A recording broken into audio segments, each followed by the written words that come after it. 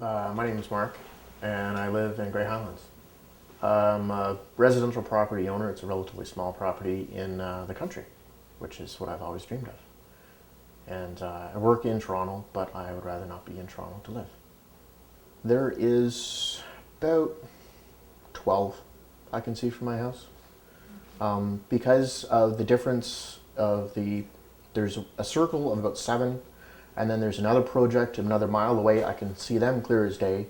And there is one in Langton project. I can see them from my home as well, with their lights flashing and everything else. So it's probably about 12 I can see from my home. The wind project near my home, which actually surrounds my home, started about February, and it took about a month or a month and a half before I actually noticed any real problems. Most of it was sleep related, to the point where I had to take holidays to sleep, which is very frustrating. So I don't have vacation now for Christmas. Haven't gone to a doctor yet. At some point you have the realization you really should, but not yet. I guess it's got to get to the point where I can back it up with a letter from my boss, I can back it up with a letter from my parents, back it up with a letter from somebody else saying, these people say I've completely changed, which my boss has. He cannot believe that I am short-tempered and a whole bunch of other wonderful things that is not normally me a year ago. It's only a year. I got older, yes, but I didn't get that old, sort of thing. It doesn't, it's aggravating. Now I notice that I have headaches quite often now too, and I've never had headaches in my life.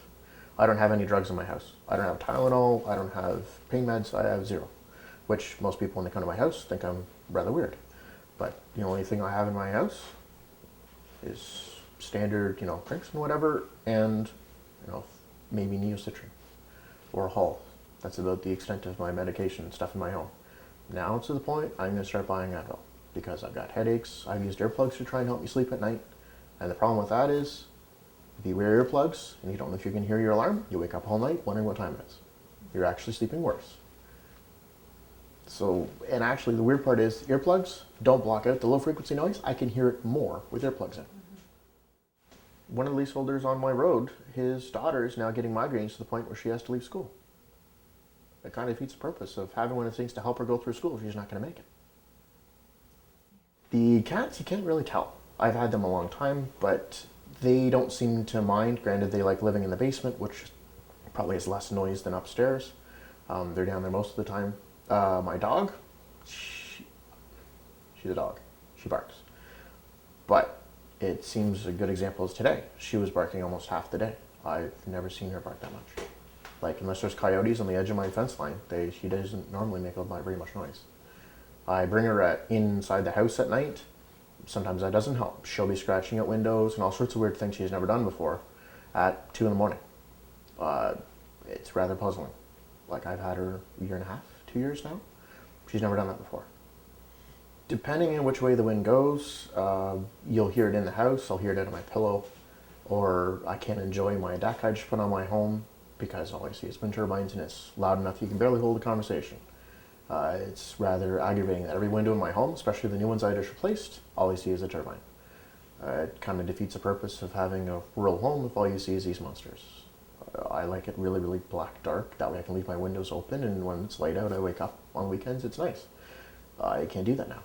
I have to leave my windows pulled to try and keep as much noise out of the house as possible. I have to run air conditioning in the summer, which kind of defeats the purpose of, it's the whole point of living in the country is for a certain reason, and this thing has completely destroyed that.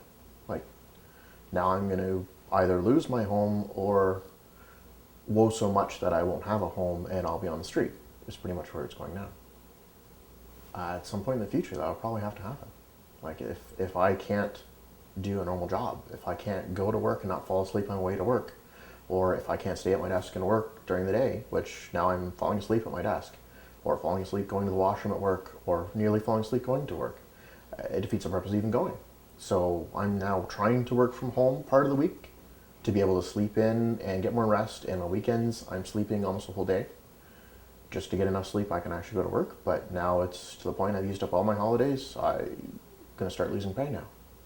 Can't pay my bills, I'll lose my home.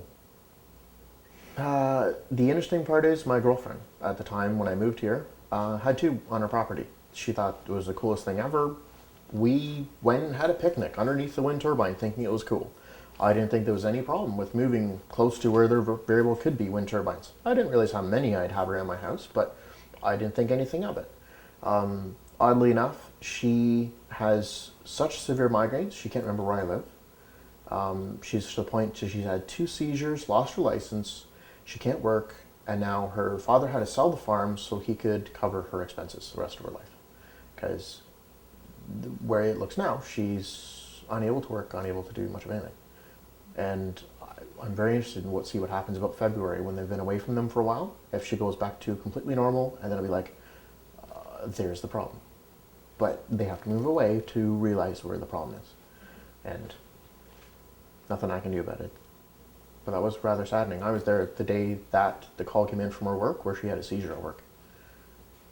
And that was scary. I'm somebody who likes to ski, snowmobile. At that time, when they started up, I had a snowmobile. I had a set of skis. Blue Mountain's not far away. Never made it. Too tired on weekends to even bother. That's pretty sad, considering I was an avid skier since I was in grade 5.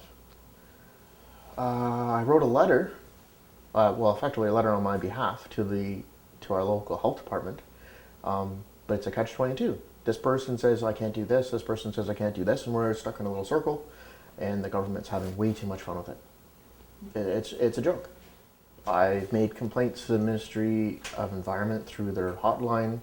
I've gone to meetings with our town council, multiple town council type meetings, area meetings about windmills and what we can do to try and make them slow down or stop. That'd be nice. And I haven't gone to the extent that some people have of at least going on TV and explaining to people that these are real problems. But as far as somebody that lives in a rural community, and I work 60 to 70 hours a week, so my time frame to do things is pretty small. So when I can, I'm able to go to 1 or 2, late meetings, but that's about all I can really accomplish during the week when most of these things are happening. The MOE chooses the most useless day ever to come to my home to measure noise, or my dog makes more noise than the wind turbine does, which is rather entertaining. And the night that it's so noisy it's in my house, they can't show.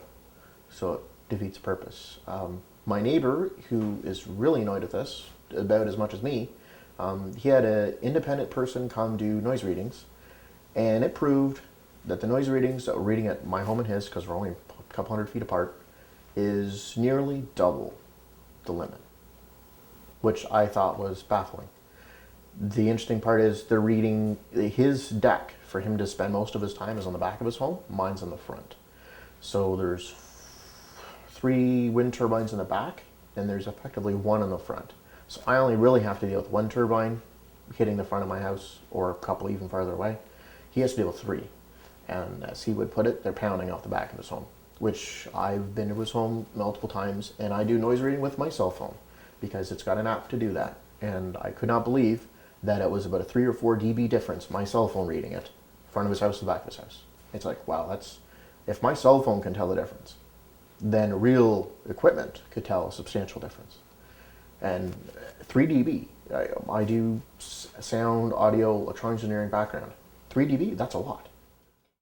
Oh, just out in my front, like in the front where there's only 1 turbine that could ever do any damage, it's the only place they do the readings, by the road.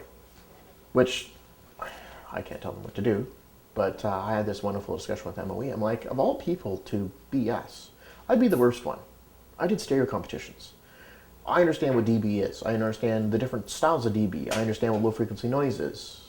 I could probably do the same thing that's happening to me with my stereo equipment. I can do that stuff. I understand how it works. You can't BS me. So if you say, oh, it's not noisy, I can tell you you're lying and try again. And oddly enough, she kind of said, well, I'm not BSing you. I'm like, you're right, it's quiet today. Come back when it's noisy. So I don't know what you can do. Like, the MOE video on their website that tries to explain noise, it is right entertaining because somebody with a 40 dB sound can't sleep. You're not supposed to be able to sleep at work. That's why it's called work. If 40 dB is their limitation for somebody to sleep, I'd like to see how many people can sleep real well at work. Like, that was a great video, and it's entertaining. Like, they really, honestly, do not totally understand even what they're doing. It's quite sad. Like, it takes years of experience to understand how all this stuff works. That's why there's experts. That's why there's reports saying these things are problems, and they're just dismissing it. It's really quite sad. Like, it either proves part of our people in this country are completely incompetent, or something. It's brutal. Nothing related to media. That's the weird part with this. You don't know exactly which media group could actually help you versus not help you. Obviously, the Owen Sound Sun Times can, because there's lots of stuff in their papers, but that's basically the only one that really seems to do anything.